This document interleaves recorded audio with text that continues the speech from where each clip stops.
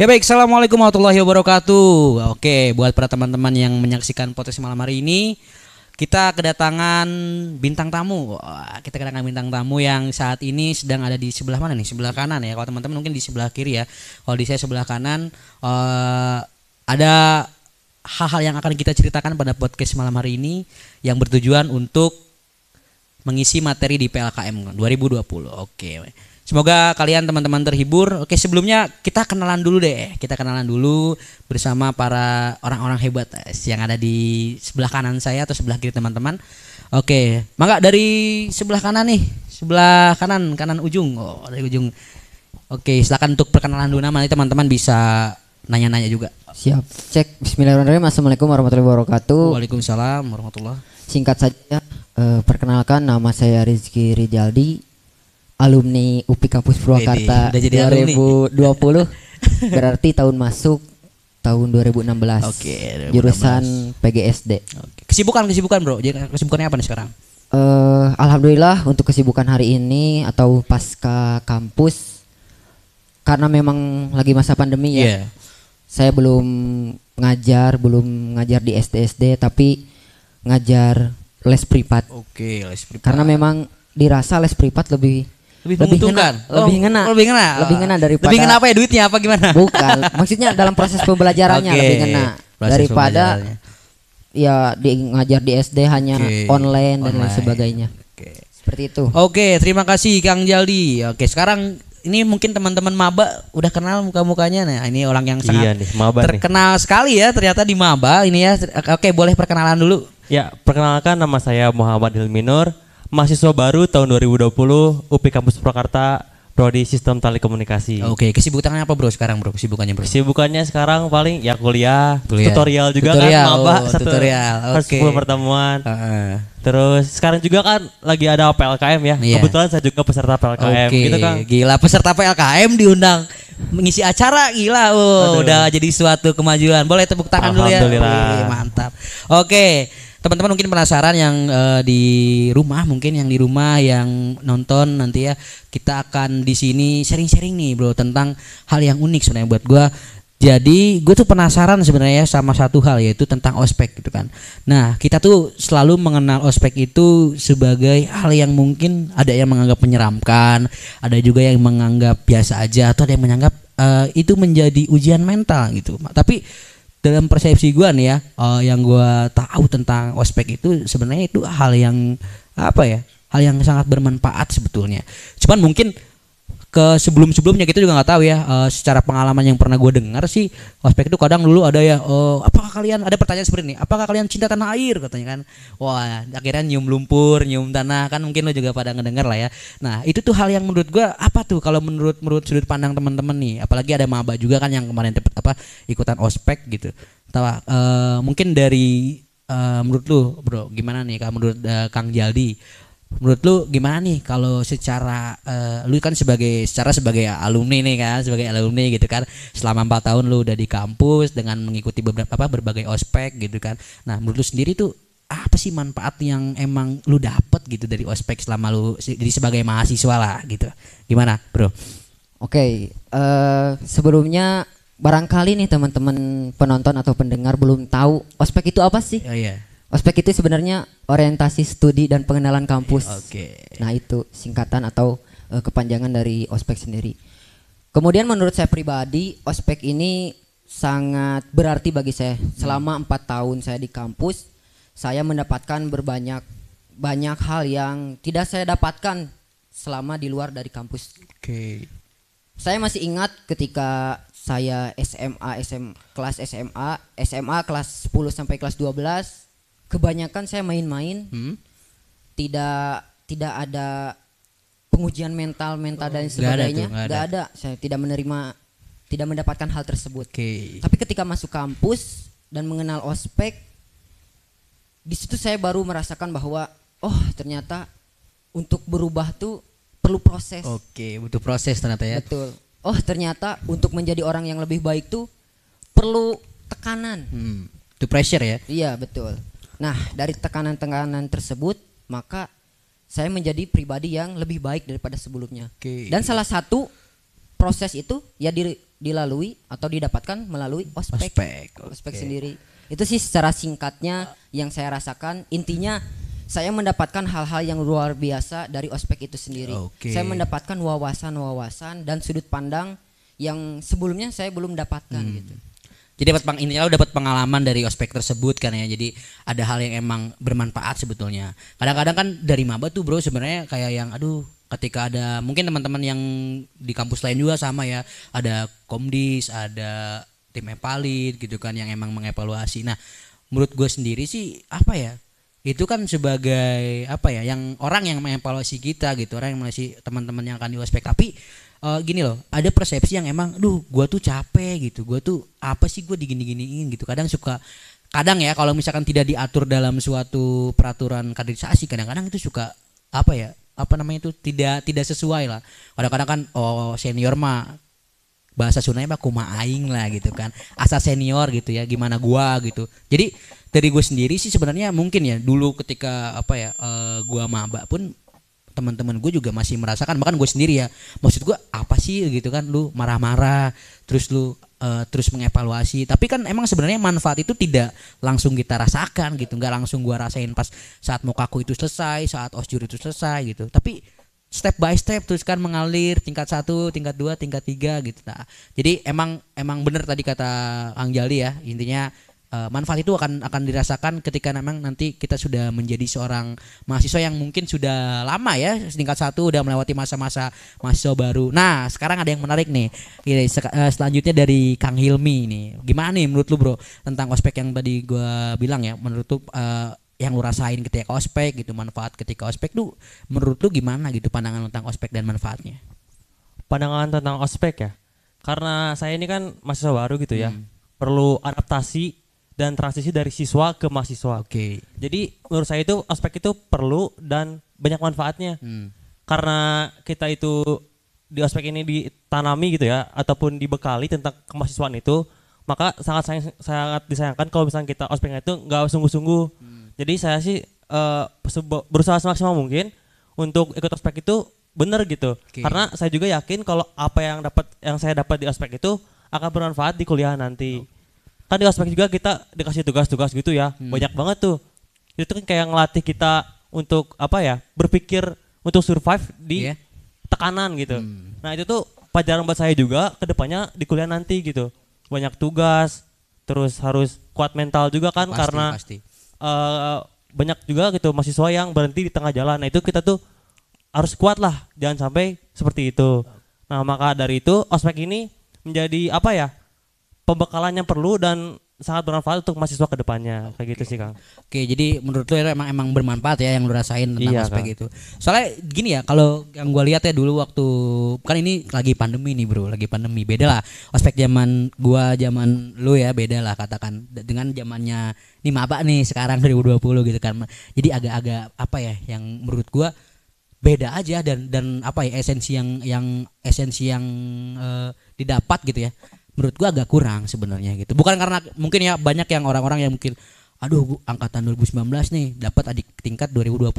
Gua merasa anjir, gua nggak bisa nyiksa nggak bisa nyiksa adik tingkat gua gitu kan. Ada mungkin kating-kating yang emang merasa berpikir bahwasanya kayak gitu tapi kalau menurut teman-teman ya, menurut lu ya, itu tuh gimana sih? Apakah ospek itu adalah sebuah ajang untuk balas dendam gitu ya? Atau emang seperti apa, merasa kadang-kadang kan ketika 2019 nih ya, katakan terakhir mahasiswa yang di ospek offline lah kan. Di ospek offline 2019, di ospek sama kakak tingkat 2018, 2017, 2016. Nah, itu kan mereka pasti dong ingin merasakan bahwasanya ospek tuh offline lah gitu kan. Mungkin ada beberapa orang yang bukan mungkin sih, udah banyak yang cerita ke gua angkatan 2019 banyak, kenapa sih katanya kok ospeknya online gitu, kenapa nggak maksa buat offline aja gitu. Menurut lu apakah ospek itu sebagai ajang balas dendam gitu, atau mungkin dari cerita lu pribadi di 2016 tuh gimana tuh ketika lu dapat adik tingkat gua, berarti kan adik tingkatnya gua. Nah, pandangan lu gimana dulu ketika jadi senior pertama kali waktu itu? Iya. Sebenarnya ini nih hal yang salah dalam ospek, yaitu ketika kita menjadi yang di ospek kemudian kita yang mengospek. Nah, ada persepsi yang tadi betul yang Babe sebutkan bahwasanya ini menjadikan ajang balas dendam. Padahal ini persepsi yang salah nih. Oke, gimana tuh? Gimana? Seharusnya balas dendam dalam bentuk apa dulu nih? Kalau balas dendamnya dalam bentuk lebih kekerasan, lebih negatif lah pada intinya. Ini yang salah. Yang perlu diperbaiki atau yang perlu dirubah mindset dari kita adalah ya boleh kita balas dendam, tapi balas dendam ke arah yang lebih baik. Balas dendam ke arah yang nanti adik tingkat kita selanjutnya yang akan kita ospek jangan sampai merasakan apa yang kita rasakan ketika di ospek dulu, ketika masa-masa kita di ospeknya tuh hal-hal yang ini mah tidak bermanfaat. Negatif lah bro. Hal yang tidak negatif kita filter. Mana aja hal-hal yang tidak negatif pada saat kita di ospek. Nah, jangan sampai ini diterapkan kembali kepada adik tingkat kita yang akan datang. Evaluasi lah, evaluasi. Lebih baik ini harusnya dievaluasi agar apa? Agar adik tingkat kita yang akan datang ya lebih bagus daripada kita. Itu fungsi dari kaderisasi yang sesungguhnya. Ospek ya, kaderisasi berhasil itu adalah ketika orang yang kita ospek lebih baik daripada kita. Iya, ini cukup menarik nih. Gue dapat pertanyaan lagi nih. Kalau menurut lu nih, Kang Jaldi, dulu ketika lu waktu di ospek nih kan masuk 2016, banter-banter di bulan September ya biasa ya, Agustus September akhir lah biasa sama kayak maba juga kan 2020. Nah, menurut lu sendiri nih, dulu ketika lu dapet awal gitu kan, first impression lu di ospek gitu, itu menurut tuh suatu penyiksaan kah, atau misalnya aduh gue merasa jadi kayak kerja rodi nih gitu kan, dapat katakan dulu makan nulis esai ditulis tinta biru terus dengan huruf sambung gitu, misalkan berapa lembar gitu, terus nulis esai itu hampir 1.700 atau 1.800 per kata gitu kan. Nah, menurut lu sendiri nih, hal itu tuh kalau ke pandangan lu pas awal jadi mahasiswa baru, itu apakah membuat lu aduh gue kayaknya bakal disiksa, atau merasa bahwasanya diri lu tuh kalau bahasa sekarang tersolimi gitu. Gimana menurut lu bro dulu? Ya kalau boleh jujur mah ketika awal-awal sempat berpikiran seperti itu. Tapi lama kelamaan menjadi ternyata ini manfaat ospek. Ada manfaatnya ternyata. Ada manfaatnya. Saya diberikan tugas yang banyak, yang tadi disebutkan oleh Maba. Saya diberikan tugas yang banyak ketika ospek. Nah, naonan sih? Capek gadang. Besok pagi harus berangkat lagi. Harus bangun lagi kan ya. Dan kalau kesiangan ada punishment lagi. Jadi ditambah punishment dan lain sebagainya. Dan saya rasakan itu pada awal-awal. Aduh, merasa sempat down. Tapi proses itu kemudian hari, ini manfaatnya. Ketika tugas-tugas numpuk harus bergadang dan lain sebagainya. Dan ketika tugas numpuk malam, pagi-pagi harus masuk kuliah. Nah, itu bagaimana ketepatan waktu. Deadline. Kita rasakan, dan memang intinya daripada ospek ini pasti ada manfaatnya. Bisa dirasakan pada hari itu juga atau di kemudian hari. Seperti itu sih. Buat teman-teman nih ya yang lagi di rumah, yang memang nanti akan nonton nih peserta PLKM, yang lu masih berpikiran bahwasanya ospek tuh menyiksa batin, menyiksa diri gitu. Ini pesan nih dari kakak tingkat atau dari alumni lah, katakan ya, dari alumni, bahwasanya ospek tuh tadi dikatakan memang sangat bermanfaat sekali. Dan lu ketika lu berpikir bahwasanya ospek itu ajang untuk balas dendam, untuk cutting, terus juga istilahnya membuat diri lu capek, bro. Hidup tuh emang capek, hidup tuh butuh perjuangan. Jadi setiap apapun hal yang akan lu perjuangkan itu pasti ada pengorbanan, ya kan bro. Nah, jadi lu gak akan ngerasakan itu sehari, 2 hari, seminggu, 2 minggu ketika setelah kaku.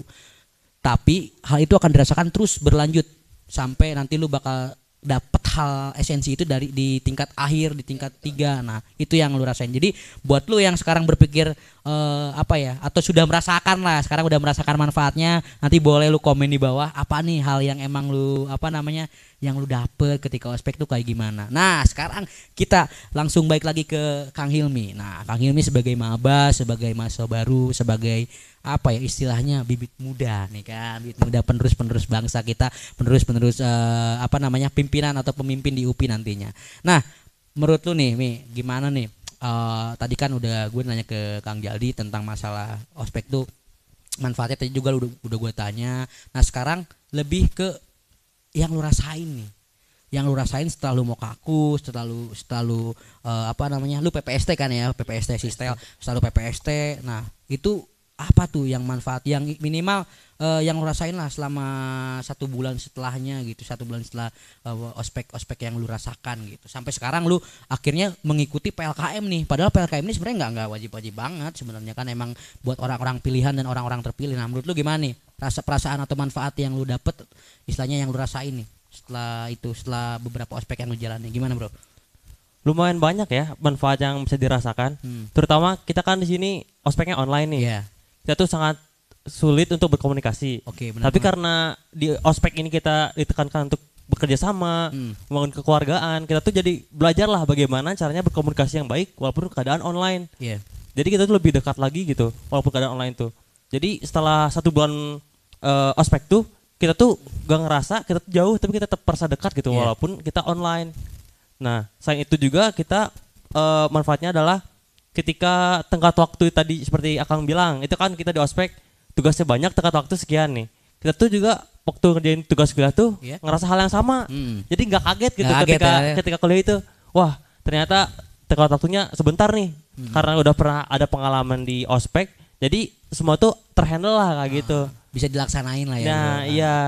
Itu yang lu rasain tuh, katakan 2 bulan 3 bulan lah ya. Iya. Lumayan banget kan, lumayan lama ya kan. Nggak langsung setelah sehari itu langsung wah ini gue dapet nih dari mukaku gitu kan, atau apa PPST gue dapet langsung nih gitu kan. Nah bro nih gue sedikit menarik nih sebenarnya tentang ospek online gitu kan. Sempat terjadi di beberapa kampus dan ada satu kampus yang viral, gue nggak lupa tuh kampusnya kampus apa, yang masalah ikat pinggang waktu itu kan, yang masalah ikat pinggang. Mungkin ini udah sempat dibahas di beberapa podcast yang lain. Nah, gue tuh sebenarnya ini nih, kalau menurut lu nih, gue nggak akan ngebahas ikat pinggangnya sih, cuman lebih ke ini loh, lebih ke hal yang lu dapet ketika lu ospek online nih. Kan kita nggak tatap muka, istilahnya nggak tatap muka langsung lah. Kalau tatap muka pasti on cam. Kadang juga ada yang maba tuh dulu kemarin ya waktu pas moka itu kadang ada yang sambil bahan gitu kan. Jadi si esensi yang kita dapat dulu ya bre waktu di aula barat gitu atau di gimnas itu tuh nggak ada gitu. Jadi bisa sambil bahan, bisa sambil mungkin curi-curi sambil makan, atau misalkan dia ketiduran, ada hal yang itu yang emang waktu itu kan sempat ditayangin waktu behind the scene kalau nggak salah, atau after movie, biasanya after movie Mokaku. Nah kalau ya doku Moka, kalau menurut lu nih gue balik lagi nih ke lu, karena ini ospek online tuh atau masa orientasi online tuh menurut gue lucu aja gitu. Nah hal yang lu dapet gitu ketika online, dan apa sih yang membeda? Lu kan dulu pernah ospek juga kan? SMA 2 ospek kan? Pernah. 2 ospek. Pakai terong atau enggak? Pakai kolor itu enggak? Enggak. Kan dulu kan. Daman. Oh, zaman lu gimana, Bro? Zaman lu. Waktu ospek SMA gimana nih? Waktu SMA, kita sebelum ini kita intermezzo dulu nih. Karena beda. Karena dari zaman tahun 90-an sampai ke 2000 sini tuh angkatan-angkatan nih 95, 96, 7, 8, 99 tuh orang-orang yang menurut gua ya, itu ospeknya katakan lebih berbeda atau lebih keras, karena kita ketika sudah di ospek tadi lu bilang ada evaluation. Nah jadi berbeda cara mengospeknya gitu. Kalau kita mungkin 97, 98, 99 tuh di ospek sama angkatan 2000 di ospek sama angkatan 1994 mungkin 1995. Nah kalau dulu gimana waktu SMA? Kalau waktu SMA di ospek ya sama halnya, hampir mirip lah, cuman muatan-muatan yang ada di dalamnya berbeda. Cuman secara konsep, secara keseluruhan hampir sama. Misal nih, suruh bawa makanan-makanan yang nggak jelas nggak jelas. Kemudian suruh hormat ke kakak kelas. Iya, kakak kelas gitu. Kakak kelas dulu tuh. Kemudian apa lagi ya? Suruh tiarap di lantai, suruh tiarap di lantai, dan itu sih yang saya rasakan. Nggak tahu nih zaman sekarang apakah masih seperti itu SMA.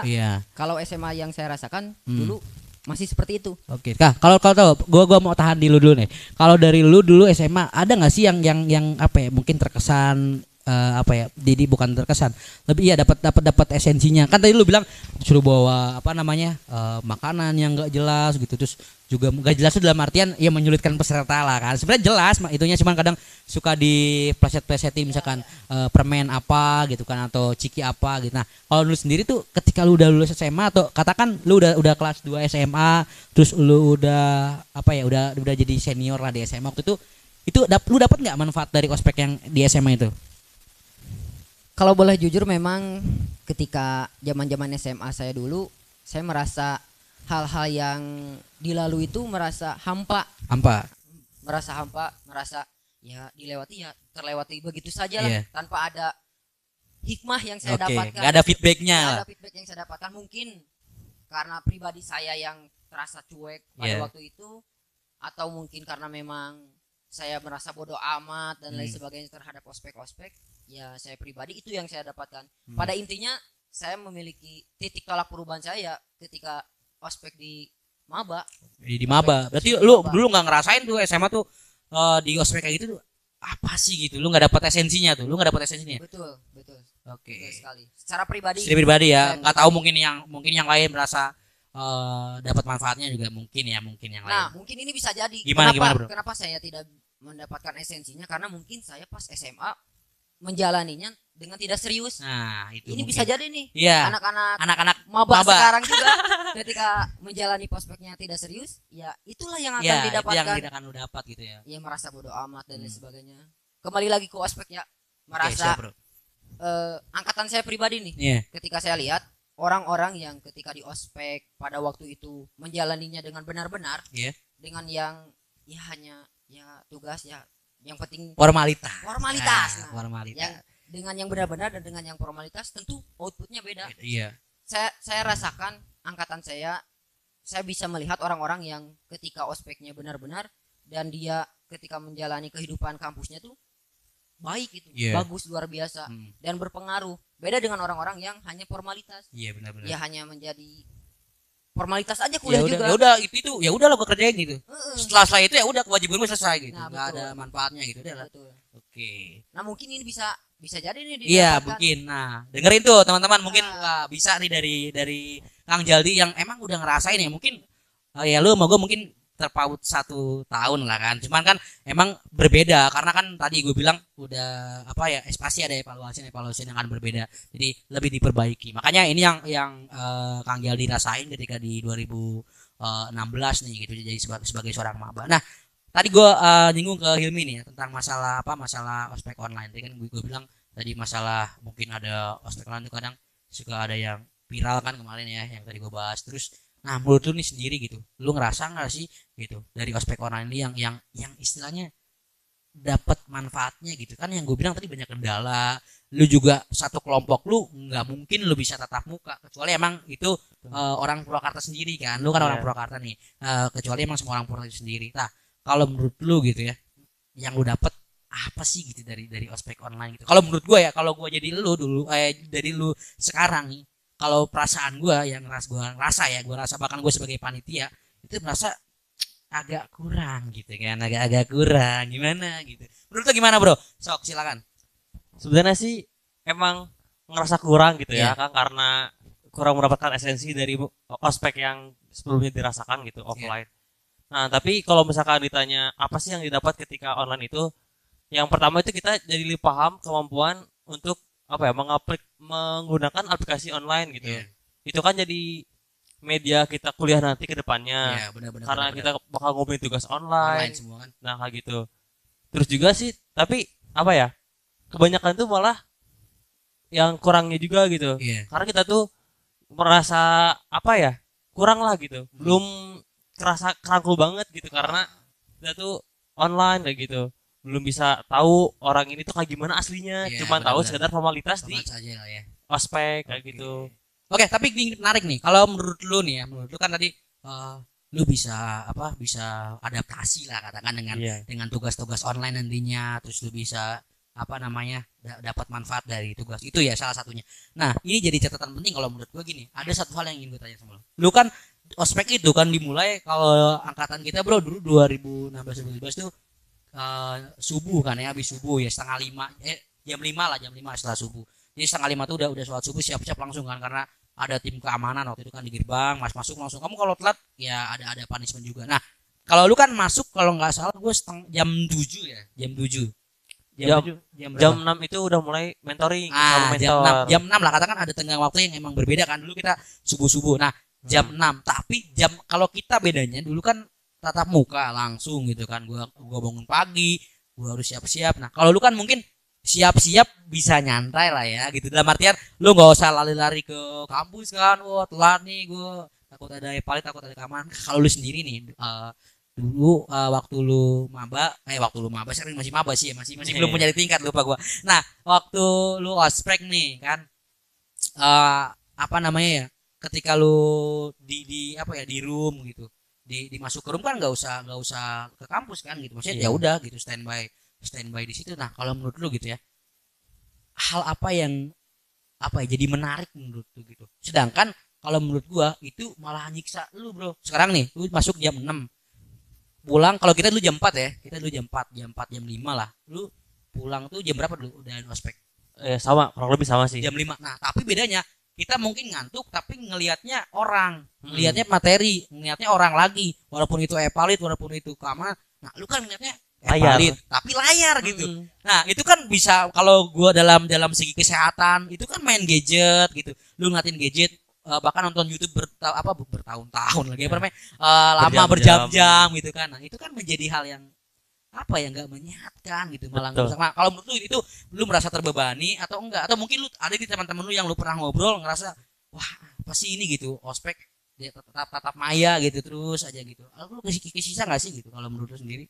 Iya, lumayan kesisa juga ya, rasa juga sih, karena kita harus online duduk gitu kan, kita duduk ya depan kamera, udah mah duduk juga gitu terus gitu posenya, terus depan kamera, layarnya yang menyiksa mata kayak gitu tuh lumayan nguras tenaga juga gitu, walaupun cuma gitu doang tapi kerasa juga kita gitu nguras tenaganya itu. Nah, selain itu juga karena yang tadi aku bilang kan, kalau misalkan offline itu kan tepat waktu gitu kan, jam sekian buru-buru, kita juga sama, cuman kendala itu di sinyalnya gitu. Nah, di sinyal. Gak semua orang itu semua punya wifi, gak semua orang juga sinyalnya bagus. Nah, itu kendalanya setiap orang-orang. Jadi kita tuh ada buat masing-masing lah. Seperti itu, kurang lebih sih gitu sih. Oke, jadi kendalanya kalau kita mungkin lari-larian kan ya, kayak dikejar anjing kan dulu, takut telat. Tapi kan emang beda sebenarnya, berbeda tuh bukan karena emang bukan emang karena ospeknya berbeda, sama, cuman berbeda teknisnya aja gitu. Dan menurut gua ketika jadi panitia, teman-teman jadi panitia, malah kalau gua ya perasaan jadi panitia gitu kayak lucu gitu ngeliat maba gitu di laptop. Emang sih ada nilai plusnya. Yang pertama yang gua rasain adalah kita bisa ngelihat seluruh maba. Itu pertama. Karena pasti on cam kan, peraturannya on cam, walaupun emang ya kendala sinyal, kendala mungkin jaringan dan sebagainya. Tapi kita bisa ngelihat secara keseluruhan maba gitu, satu persatu. Oh, dulu kan lu pernah jadi apa sih bro dulu? Belum. Lu dulu ospek jadi apa dulu? Jadi mentor. Oke. Kalau gua sih emang ya sama gua belum pernah jadi epalit. Nah, dulu jadi si epalit ini emang dia bisa ngelihat seluruhan. Oh, ini nih maba yang tidur, maba yang enggak serius, atau peserta-peserta yang menyalahi aturan itu bisa kelihat. Nah, tapi kalau misalkan kita offline kan ya itu saja di depan gitu, nggak bisa tuh ngelihat istilahnya secara full gitu dari pagi sampai sore gitu. Itu sih plusnya kalau menurut gua. Nah, lu kan termasuk angkatan yang nggak ngerasain makrab satu angkatan kan. Iya, benar. Ya, intinya lu udah dulu tuh kemarin lu makrab, cuman makrabnya online. Nah, makrabnya online. Nah, oke, gua nanya ke Jaldi. Lu dulu makrab enggak, Di? Dulu makrab enggak?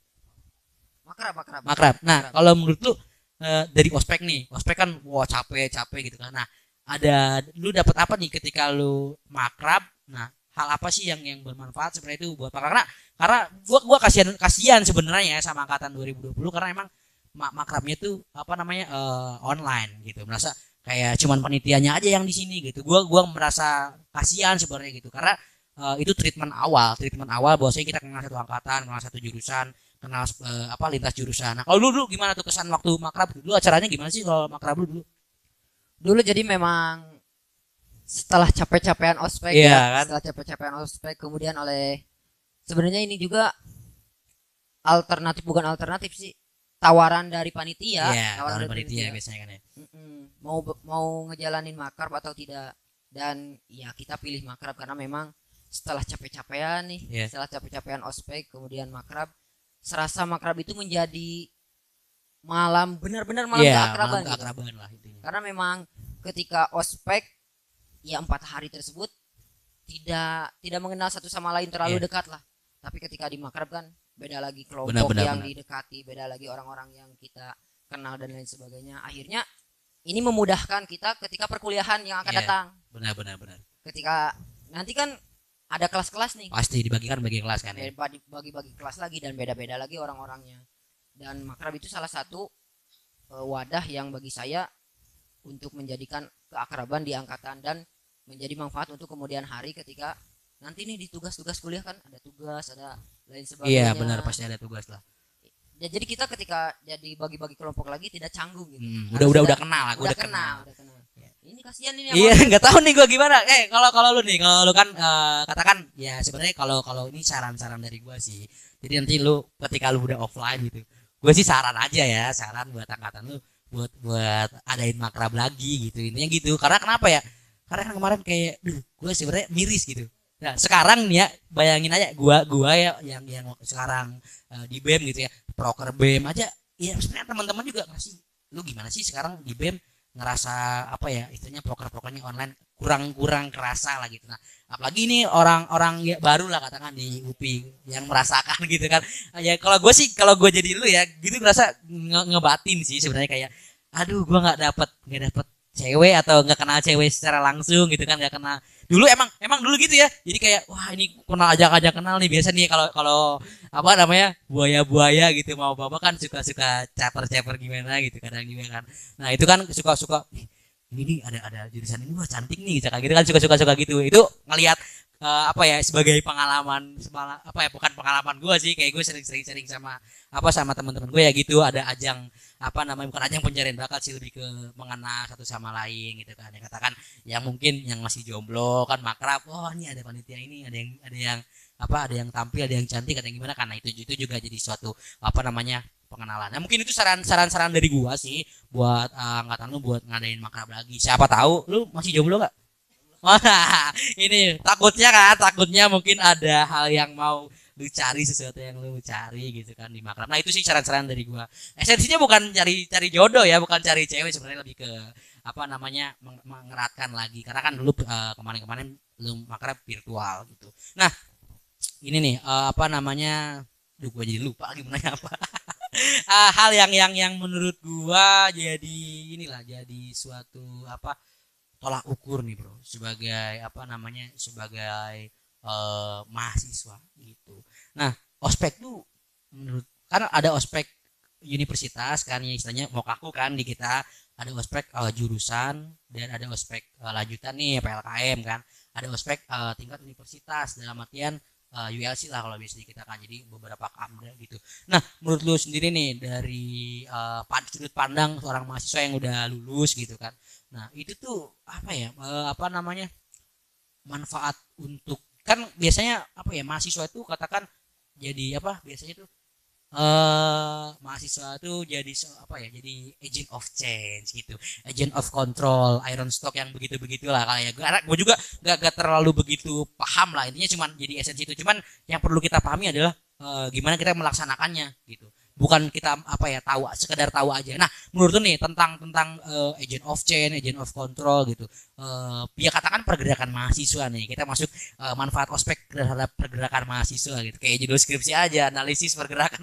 Udah gua ke bawah buat tingkat akhir nih bro, aduh. Jadi bahas proposal nih. Kalau menurut tuh nih ya sebagai sudut pandang alumni nih, gimana sih gitu atau bukan gimana, manfaat lah katakan ketika lu sebagai mahasiswa, lu juga kan dulu aktivis kan gitu, aktivis di kampus gitu.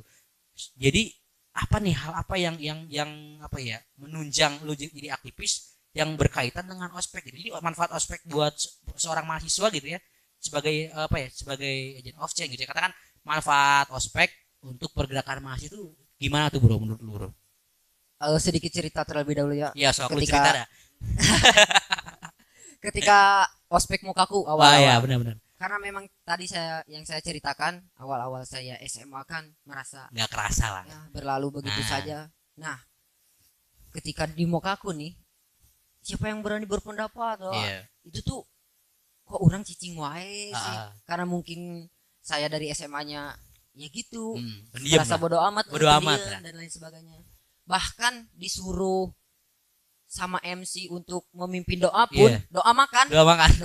Padahal lomba balik celana doang ya. Gak berani maju ke depan. Tapi setelah udah Mokaku kan ada dulu tuh beda dulu ada PPKM ya, sama gua ngerasain PPKM ya. Nah setelah Mokaku ada PPKM ini wajib juga. Nah, dari PPKM mulai sadar lamun orang kieu terus ya orang mau maju-maju. Kalau kita gini terus ya kita gak maju-maju lah. Stuck aja di situ ya. Stuck aja di sana. Ketika orang-orang teman-teman kita udah maju duluan nih. Udah maju, udah berani berpendapat, intinya udah berani lah. Ya saya waktu itu masih diam-diam aja. Akhirnya beres PPKM ada nih PLKM. PLKM. Sebenarnya PLKM juga dulu saya tadinya tidak mau ikut. Kenapa tuh bro, alasannya kenapa? Ya karena memang orang jika nama kieu we gini-gini aja we hidup malah nggak ada datar-datar aja lah, flat datar aja. Tapi setelah dipikir-pikir terus dapat masukan dari mentor-mentor sebelumnya, ya PLKM ini sebagai ajang untuk pembuktian, sebagai ajang untuk menambah wawasan juga untuk mengupgrade diri lah, untuk mengupgrade diri. Akhirnya ya saya ikut nih PLKM. Jadi Mokaku, PPKM dan PLKM ya saya ikuti semuanya. Dan nyambung nih ke pergerakan. Nah, gimana tuh bro? Nyambung ke pergerakan. Ternyata hal-hal yang saya ikuti dari Mokaku, PPKM dan PLKM menjadikan saya, ternyata perubahan ini bukan hanya untuk diri saya pribadi. Banyak hal-hal yang bisa saya lakukan ketika saya berubah, gitu. Ketika saya bermanfaat, ketika saya berguna untuk yang lain. Ya nyambungnya dengan pergerakan gitu. Ketika kita ngomongin pergerakan, itu kan bukan hanya untuk diri kita pribadi nih. Buat masyarakat. Buat masyarakat, buat orang sekitar. Katakanlah kalau kita pergerakannya di internal kampus, pasti nanti kedepannya bakal banyak teman-teman kita nih yang kesulitan dalam hal UKT, keuangan dan lain sebagainya. Dan bagaimana kita sebagai temannya peduli, peka terhadap apa yang dirasakan oleh teman-teman kita. Bagaimana caranya ya kita mengadvokasi dia, bagaimana caranya kita membantu dia untuk meringankan bebannya dan menyalurkan aspirasinya lah kepada lembaga dan sebagainya. Dan itu semua saya dapatkan di ospek-ospek itu, di Mokaku, di PPKM dan di PLKM itu. Ilmu-ilmu advokasi dan lain sebagainya gitu. Intinya bekal lah. Dapat nilai-nilainya ya gitu. Betul, dapat nilai-nilainya. Kalau lu sendiri nih dulu waktu pergerakan kan intinya tuh lebih bukan inti. Jadi istilahnya nggak jauh sama yang namanya konsolidasi, terus juga seruan aksi gitu kan, aksi turun ke jalan, parlemen jalanan dan sebagainya. Nah dari lu sendiri nih, lu ngerasa nggak sih gitu ketika lu di ospek terus lu banyak mengikuti, gue yakin sih gak, karena setahu gue seorang Rizky Rijal dia adalah katakan dia kan sekarang nih, informasi buat teman-teman aja, dia masih jadi ketua aliansi BEM, masih jadi ketua aliansi BEM Purwakarta gitu saat ini. Nah menurut tuh nih, lu sampai ada di titik itu gitu, di titik sekarang jadi ketua aliansi BEM, pasti dong itu ada manfaat dari istilahnya pijakan dari ospek itu sendiri kan. Lu berubah, tadi kan gua sempet tangkap gitu ya, lu berubah dan tak sampai lu di mana titik jadi seorang ketua aliansi. Nah lu sendiri nih dari berbagai berbagai pengalaman lu gitu, sebagai seorang mahasiswa yang dulu ikut aksi gitu ya, ikut parlemen jalanan. Nah menurut lu itu, atau ikut konsolidasi lah, itu menurut lu gimana sih itu rasanya gitu jadi seorang mahasiswa? Beda kan, ada mahasiswa yang kupu-kupu nih, kuliah pulang gitu kan, ada yang kuda-kuda nih, kuliah dagang. Oke. Nah menurut lu gimana nih, tentang istilahnya yang lu rasain pergerakan tentang mahasiswa itu di aliansi, atau dalam artian di diri lu sendiri gimana tuh? Siap. Sebelumnya berbicara pergerakannya ini nih, ada hal yang sering kita tidak tahu juga dalam hal pergerakan. Kita menganggap bahwa pergerakan itu aksi ke jalan, parlemen jalanan dan lain sebagainya. Padahal pergerakan itu ya bisa pergerakan horizontal dan Iya. pergerakan vertikal gitu. Gimana tuh menarik Nah, nih, menarik. Pergerakan vertikalnya itu pergerakan ke atas gitu. Iya. Pergerakan ke atas yang dimana kita mengawasi atau mengawal isu-isu atau kebijakan-kebijakan dari atas. Dari Dari atas. atas. Nah, sedangkan pergerakan horizontal itu ya pergerakan ke sesama gitu, ke sesama. Oke. Artinya berarti pengabdian kepada masyarakat. Iya. Nah, pengabdian kepada masyarakat juga itu merupakan sebuah pergerakan. Termasuk ke situ juga, Bro. Termasuk Gua baru sebuah- tahu nih, soalnya gua taunya ya demo-demo aja termasuk gitu. pengabdian pada masyarakat Ah. juga termasuk pergerakan mahasiswa Mahasiswa, oke. dalam konteks horizontal. Horizontal. Jadi ada vertikal, ada horizontal. Ada horizontal. Dan memang kita sebagai mahasiswa harus bisa kedua-duanya. Iya. Bagaimana caranya? Ya kita jangan sampai aksi-aksi ke jalan Oh. terus, tapi masyarakat di sekitar kita yang membutuhkan kita acuh. Jadi apa ya? Jadi ya udahlah, gua pokoknya pengen aksi aja gitu. Tanpa melihat lingkungan kita gimana nih gitu. Itulah fungsinya mahasiswa bagi-bagi peran. Ya. Gitu. Ada peran yang vertikal, ada peran yang horizontal. Gitu. Oke. Nyambung ke yang tadi tentang pergerakan, saya sendiri merasakan kedua-duanya gitu. Ya, gimana Bagaimana saya pernah ya aksi di jalanan, kemudian audiensi Ya. dan lain sebagainya. Kemudian juga pernah pergerakan di masyarakat, pengabdian pada masyarakat. Menurut saya pribadi, selama 4 tahun saya di kampus merasa kurang mendapatkan itu semua. Karena apa? Karena 4 tahun di kampus untuk pergerakan tuh serasa apa ya? Serasa kurang mantap lah. Iya, masih Belum masih cukup. butuh, belum Masih cukup. masih butuh Masih gitu. butuh. Dan saya menganggap bahwa kampus ini adalah laboratorium peradaban gitu.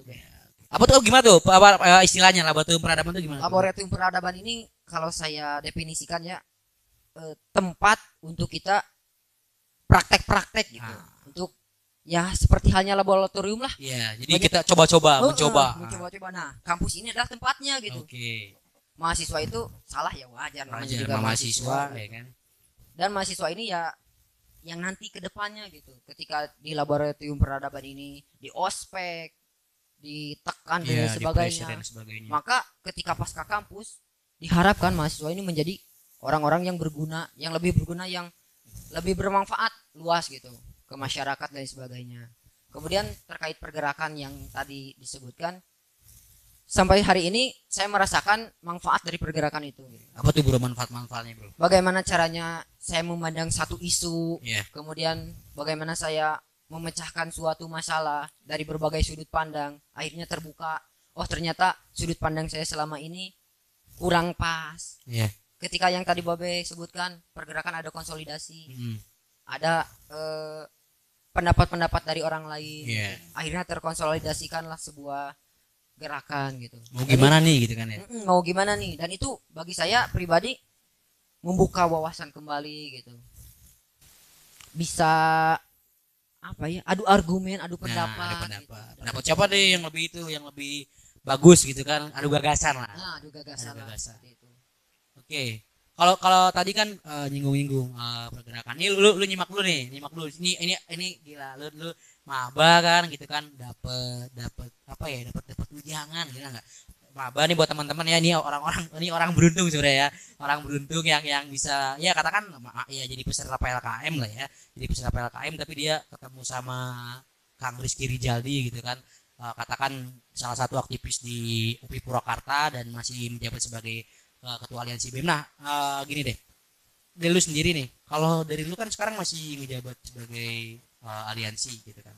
Nah kalau dari lu boleh nggak sih lu jelasin nih, kan ini apa nih, kan lu udah lulus mungkin apa ya nanti juga, bukan mungkin sih pasti gue juga lulus gitu kan. Nah pasti gue lulus gitu. Nah ini kan penerus kita nih bro. Nah dari lu gitu, mungkin ada nggak sih pengetahuan buat Hilmi nih tentang aliansi gitu kan, aliansi BEM tuh apa sih sebenarnya? Kalau mungkin mahasiswa kan taunya BEM tuh apa gitu, nggak tahu tuh apakah mungkin ada aliansi BEM tuh apa sih gitu.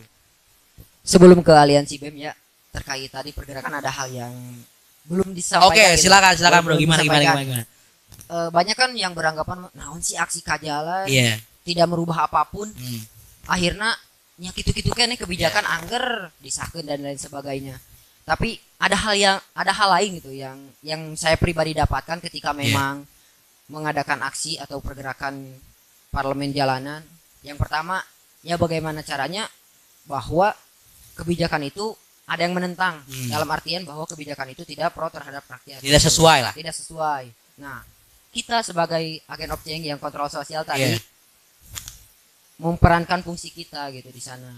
Itu yang pertama. Kemudian yang kedua, bahwa ketika kita turun ke jalan aksi dan lain sebagainya, bahwa kita mengetahui ada hal yang tidak baik-baik saja, ada hal yang tidak beres terhadap kondisi negara ini gitu. Itu ke pribadi kita, mengenal isu-isu, menangkap isu dan lain sebagainya. Kemudian daripada aliansi BEM Purwakarta ini nih, sebenarnya dari dulu pergerakan di Purwakarta itu gitu-gitu kene lah. Ya, masih gitu-gitu aja gitu. Masih gitu-gitu aja. Maksudnya tidak terlalu masif gitu. Terlebih pergerakan mahasiswanya sendiri gitu. Terlebih di internal BEM atau di internal kampus, karena pergerakan mahasiswa di Purwakarta terlalu, menurut saya pribadi ya, pandangan saya pribadi, didominasi oleh organisasi-organisasi ekstra gitu. Nah, makanya ini nih salah satu tujuan daripada pendahulu kita membuat wadah yang namanya Aliansi BEM Purwakarta, agar apa? Agar isu-isu yang berkembang di Purwakarta khususnya ya bisa kita tanggapi gitu oleh Aliansi BEM Purwakarta. Dan Aliansi BEM Purwakarta ini merupakan wadah kumpulan atau forum dari BEM-BEM yang ada di Purwakarta gitu. Kemudian gimana sih mahasiswa biasa yang tidak bisa ikut berkontribusi? Sebenarnya bisa, mahasiswa biasa atau mahasiswa baru atau bukan pengurus BEM bisa berkontribusi di Aliansi BEM Purwakarta, asalkan dengan catatan ya mereka bisa komunikasi dulu terhadap ketua BEM atau presmanya di internal kampusnya sendiri, seperti itu. Jadi aliansi itu emang apa ya? Aliansi itu emang menjadi wadah lah ya. Jadi wadah untuk kita sebagai mungkin ketua, wakil gitu, ketua dan wakil BEM, terus juga teman-teman yang ada di internal kampus tuh jadi wadah satu rahmi juga ya, bro. Jadi satu rahmi gitu. Untuk emang itu tadi yang lu bilang emang benar. Gue selama kuliah gitu, kita kan juga sama kan dulu, lu tingkat 2 gue tingkat 1 gitu, lu tingkat 3 gue tingkat 2 dan sebagainya. Nah, itu tuh gue ngerasa emang agak kurang masif ya. Bahkan kemarin waktu ada apa? Kajian aksi omnibus kan, itu salah satu aksi yang menurut gue baru dan besar gitu. Baru mencuat sampai seheboh itu kan di Purwakarta. Kalau yang gue tahu itu baru kali itu doang kan, bro, baru kali itu doang gitu. Dan gue ngerasakan hal itu gitu. Beda ketika halnya gue waktu itu ikut di parlemen jalanan di 24 September 2019 waktu RUU KP gitu kan, PKS dan sebagainya. Nah, itu emang benar-benar emang udah sering kan di Jakarta, dan emang pusatnya di sana juga. Gue ngerasa greget banget gitu. Cuma di Purwakarta gue ngerasa itu hal yang emang hal yang emang baru gitu bagi gue. Nah, kalau dari lu sendiri nih, mungkin buat maba, gue tanya ke maba, buat lu sendiri nih, lu ada hal yang mau ditanyain gak nih sama ada Jaldi nih? Hal apa yang lu mau tanyain gitu tentang aliansi BEM gitu, atau misalkan pergerakan? Lu kan maba nih, ya lu tau lah gitu. Enggak, lu tanyain gimana tuh? Oke. Kan saya ini masih maba ya gitu, belum terlalu mengenal apa itu aliansi BEM dan apa itu fungsinya seperti apa. Dan Akang sendiri kan sekarang ketua aliansi BEM-nya gitu kan, pasti ngerasain apa positifnya, apa negatifnya. Nah, saya itu sebagai penerus, supaya aliansi BEM lebih baik ini, baiknya itu kayak gimana sih gitu untuk mengembangkan lebih baik lagi. Dan untuk saya sendiri itu bakal apa yang harus disiapkan untuk aliansi BEM seperti itu kayak gitu. Oke, luar biasa ya. Ya mudah-mudahan ini bibit-bibit unggul di UPI Kampus Purwakarta sendiri gitu. Yang saya harapkan atau yang saya inginkan, mahasiswa UPI Kampus Purwakarta ini menjadi penggerak daripada aliansi BEM Purwakarta ini. Bukan berarti kita haus jabatan, ingin panggung dan lain sebagainya. Tapi saya lihat mahasiswa UPI Kampus Purwakarta ini sangat berpotensi. Karena apa? Dibandingkan dengan kampus-kampus lain, tahu sendirilah di Purwakarta kan banyaknya mahasiswa karyawan. Sedangkan kita kan mahasiswa UPI Kampus Purwakarta reguler nih. Dan bagaimana caranya kita memanfaatkan itu gitu. Waktu kita lebih banyak daripada mereka-mereka gitu. Nah, ini yang saya harapkan dari adik-adik tingkat yang nantinya meneruskan perjuangan gitu. Ingin menjadikan mahasiswa UPI Kampus Purwakarta ini menjadi penggerak daripada Aliansi BEM Purwakarta. Bahkan ingin menjadikan UPI Kampus Purwakarta ini menjadi kiblat pergerakan lah. Kiblat pergerakan di Purwakarta. Ketika ada isu-isu yang mencuat di Purwakarta, kumaha nih? Ayo orang silaturahmi ke UPI Purwakarta ya. Mahasiswana keren. Nah, harapan saya di kemudian hari ingin seperti itu. Oke, ada harapan yang lu mau lah ya. Iya. Karena memang sampai hari ini itu yang belum bisa saya jalankan gitu. Banyaklah hal-hal yang tidak bisa saya jalankan karena memang kapasitas saya sendiri belum mumpuni ke sana. Nah, mudah-mudahan sama adik-adik tingkat yang akan datang, UPI Kampus Purwakarta ini menjadi kiblat gerakan di Purwakarta, kemudian mahasiswanya menjadi penggerak di Purwakarta, karena memang saya rasa mahasiswa Purwakarta ini latah gitu terhadap isu-isu. Mereka bergerak itu karena isunya isu nasional gitu. Ketika isu kedaerahan jarang ya bro. Jarang. Karena apa? Ya pertama wawasan mungkin belum nyampai ke sana dan lain sebagainya. Nah, saya harapkan nih adik-adik tingkat saya dan yang akan datang menjadi pelopor sesuai dengan moto UPI. Pelopor dan unggul. Nah, leading or standing. Iya betul. Pelopor dan unggul di Aliansi BEM Purwakarta. Sekali lagi bukan karena ingin panggung, haus jabatan dan lain sebagainya, karena ingin memaksimalkan potensi kita di sebagai mahasiswa gitu. Seperti itu, bos. Bung. Oke, Bung Yelmi, tadi mungkin udah terjawab ya. Udah terjawab tentang tadi kenapa tadi kan Kang Jaldi udah ngomong masalah aliansi itu adalah apa, manfaatnya apa, dan teman-teman ya sebagai peserta PLKM bisa mengambil ibroh atau istilahnya ilmu yang disampaikan dari Kang Jaldi dan juga. Satu lagi Gimana bro? Dan aliansi ini, Aliansi BEM Purwakarta sendiri menjadi wadah ketika kalian ingin bergerak di luar intinya. Ketika kalian ingin bergerak di dalam, ya sok ada Hima, ada BEM, sok urusi pergerakan-pergerakan di internal. Tapi ketika kalian ingin bergerak keluar, sok ini ada wadahnya Aliansi BEM Purwakarta. Jadi ada tempatnya lah. Ada tempatnya. Gitu. Jadi ada tempat loh. Jadi istilahnya kalau teman-teman emang mau eksis di luar gitu, mau punya relasi juga di luar gitu selain dari di internal kampus, bisa tuh ikut aliansi BEM nanti ya. Di aliansi BEM sebagai pengurus kah, atau mungkin juga sebagai ketua nantinya ya. Amin ya, sebagai ketua lagi. Karena yang saya tahu di Purwakarta UPI aja ya yang apa ya, universitas katakan negeri lah ya, di Purwakarta baru ada UPI doang. Mudah-mudahan ketika kita menjadi universitas satunya yang negeri di Purwakarta, tapi kita nggak malu-maluin bro gitu. Itu takutnya apa ya? Bahkan gue juga tahu aliansi BEM itu gue tingkat 2 apa tingkat 3 gitu. Waktu lu ngejabat gua akhirnya tahu nih ada aliansi, dan waktu itu kan alhamdulillahnya lu ngejabat sebagai ketua gitu. Jadi ada pergerakan juga nih, ada kumpul-kumpul juga. Gue sempat diajakin, walaupun emang waktu itu gua enggak sempet datang, dan sekarang gua ada di BEM, dia ada beberapa kali konsolidasi dan beberapa kali silaturahmi yang gua ajakin, dan itu bermanfaat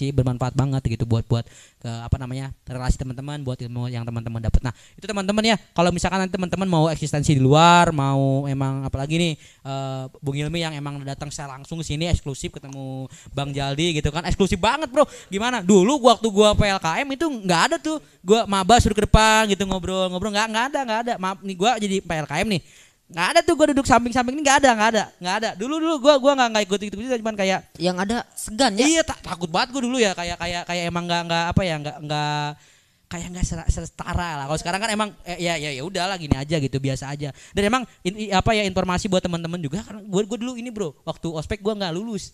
Waktu ospek sama kan bro, kita nggak lulus, kita nggak lulus. Gue dulu nggak lulus gitu, nggak lulus ospek. Gue mau kaku, lu nggak lulus apa dulu? PPKM. PPKM. Gue PPKM lulus. Cuman mau kaku gue nggak lulus.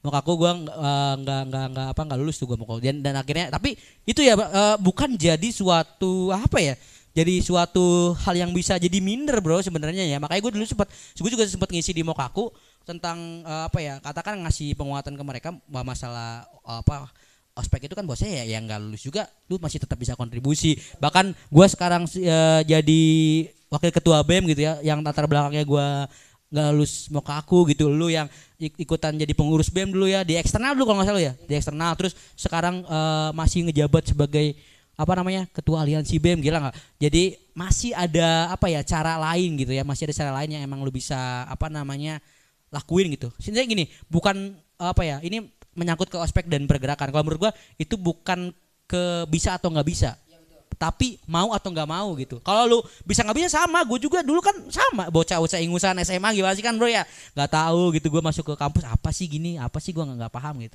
dan terbebani dan sebagainya. Pastilah lu juga pasti ngerasain, teman-teman yang ikut PLKM juga sama, gue pasti tuh terbebani. Waktu bokap gue tahu sampai banyak yang nangis bro dulu, padahal tuh online. Gue nggak tahu tuh, sumpah gue nggak expect ke situ. Dulu kan kita juga sama sih, nangis gitu kan, nangis dan sebagainya gitu, nangis dan sebagainya ada, cuman ya cewek-cewek, tapi gua nggak expect ke situ gitu, yang apa, yang online gitu. Tahu tuh, ih kok pada nangis gitu, gimana gitu ta. Jadi emang relate ya tadi yang dikatakan Bung Jaldi dan Bung Hilmi ya tentang masalah pergerakan tentang ospek, terus nyambung ke pergerakan. Jadi ospek itu adalah teman-teman menjadi apa ya, ospek itu suatu wadah yang emang teman-teman itu bisa menjadi batu pijakan untuk merubah apa ya, merubah mindset teman-teman, merubah pikiran teman-teman. Nanti bakal jadi apa ya, mau nggak mau sih sebenarnya, bukan mau nggak mau ya, lebih ke pastinya gitu, teman-teman akan jadi salah satu atau salah banyak yang akan menjadi punggawa UPI Purwakarta. Punggawa tuh jadi ketua UKM, ketua Hima, ketua BEM, bahkan ketua aliansi gitu. Nah itu batu pijakan gitu, wadah, dan nanti teman-teman mungkin yang memang bisa berkembang lebih, yang kata lo bilang kan ospek itu harus serius gitu, nggak bisa main-main gitu. Walaupun emang kalau teman-teman istilahnya berpikir bahwasanya ospek itu gampang lah, formalitas, dan hasilnya pun bakal formalitas gitu, bakal formalitas itu yang lo dapet gitu. Nah itu yang emang lo dapet gitu. Tapi kalau misalkan yang lo bener-bener merasakan hal yang emang dapat ibrohnya gitu, benar-benar lu yakin gitu, ya bakal benar-benar lu yakin pasti lu akan dapat hal yang emang lu dapat. Oke, mungkin itu ya yang sudah kita perbincangkan tadi. Nah jadi secara apa ya, oke, dari Bung Jaldi deh, closing statement gimana menurut lu Bang? Silakan Bang. Oke, usia mahasiswa itu sangat sebentar. Usia mahasiswa itu hanya ya minimal 4 tahun, kalau mau nambah ya silahkan. Ya pada intinya minimal 4 tahun. Dan 4 tahun itu pergunakanlah status mahasiswa kalian sebaik mungkin gitu, seberguna mungkin, sebermanfaat mungkin. Dan bagaimana caranya ketika kalian menjadi mahasiswa, kalian bisa bermanfaat bukan hanya untuk diri pribadi, tapi untuk lingkungan sekitar gitu. Dan jangan sampai kalian selama 4 tahun itu berada di zona nyaman. Jangan sampai hanya ya katakanlah kuliah pulang dan sebagainya. Para pahlawan kita dulu, sebut sajalah Cokro Aminoto, founding father kita, sejarah ataupun tokoh bangsa kita, beliau adalah keturunan bangsawan, keturunan priai. Tapi ketika masa kolonialisme, beliau tidak berada di zona nyamannya. Kalaupun beliau mau berada di zona nyaman, beliau bisa. Gitu. Tapi beliau bertindak atau keluar dari zona nyaman, bahwa banyak orang-orang sekitar yang membutuhkan peran beliau. Nah, sama halnya dengan kalian. Ketika kalian jadi mahasiswa, jangan sampai ya saya mah karena saya orang kaya, ya saya mah nyantai-nyantai. Jangan sampai seperti itu. Banyak tangan-tangan yang dibutuhkan oleh kalian. Banyak orang-orang yang dibutuhkan uluran tangannya oleh kalian. Intinya 4 tahun kuliah di kampus, jangan sampai itu aja gitu. Jangan sampai flat gitu, datar dan sebagainya. Saya pribadi 4 tahun di kampus merasa kurang nih. Masih mau lagi. Masih ya insya Allah S2 lah. Insya Allah S2. Mudah-mudahan amin, bisa kejangkau. Ya intinya gitu, jangan sampai 4 tahun ini menjadi 4 tahun yang sia-sia. Oke, itu closing statement dari Bang Jaldi ya teman-teman. Oke, dari Bang Hilmi nih, yang lu dapet Ibro, yang lu dapet ketika lu berbicara sama gua tadi sama Bang Jaldi gitu, gimana tuh? Hal yang lu dapet? Jadi tahu lebih banyak lagi ya tentang mahasiswa. Saya juga jadi penasaran lebih lanjut gitu, apa itu aliansi BEM, apa itu kekurangan yang ada di dalamnya. Dan saya sebagai tenaga baru, otak baru gitu kan, pikiran baru, ingin berusaha apa ya, mengeluarkan semuanya untuk jadi lebih baik lagi, seperti itu sih. Oke, ya, itu yang dapat. Oke, baik. Wah, pesan buat teman-teman ya. Untuk teman-teman tetap semangat, karena kita ini masih apa ya, benjah sebenarnya bilangnya, masih tunas gitu ya, masih tunas. Terus apa ya, berproses, terus semangat dalam menjalani perkuliahan. Seperti yang Akang bilang, jangan terus di zona nyaman. Kita gali lagi apa kemampuan kita, apa yang dibutuhkan masyarakat. Kita kembangkan lagi bersama-sama gitu. Jangan merasa sendiri, oke? Oke, siap. Itulah apa bincang-bincang kita pada podcast malam hari ini. Terima kasih buat teman-teman yang masih stay tune di channel YouTube, gaya banget kita ya. Di channel YouTube BEM UPI Kampus Purwakarta. Dari gua satu kata, jangan jadi follower. Jangan jadi follower lagi. Satu kata dari satu kalimat, ketemu satu kata. Jadilah leader, jangan jadi follower. Jadi lu harus jadi apa ya, pimpinan lah gitu. Tapi pimpinan yang bijaksana, beda kan, leader sama bos kan beda lah. Itu lu harus apa? Lu harus pahami itu. Oke, dari gua itu aja teman-teman, dan semoga bermanfaat buat kalian peserta PLKM 2020. Jangan terlalu jangan terlalu capek, jangan terlalu lemah, jangan terlalu lebay gitu ya. Kalaupun mahasiswa kan kadang suka lebay dulu, capek dan sebagainya. Itu akan lo rasakan gitu. Oke, salam perjuangan dari saya. Oke, Kang Jali dan Kang Hilmi ya, kita salam perjuangan bersama-sama untuk istilahnya kemajuan UPI dan bangsa ini. Oke. Kita salam perjuangan ya teman-teman. Hidup mahasiswa. Hidup mahasiswa. Hidup mahasiswa. Hidup mahasiswa. Hidup rakyat Indonesia. Hidup rakyat Indonesia. Itu saja, kita tutup dengan salam. Wabillahi taufiq wal hidayah. Wassalamualaikum warahmatullahi wabarakatuh. Bye bye. Bye bye.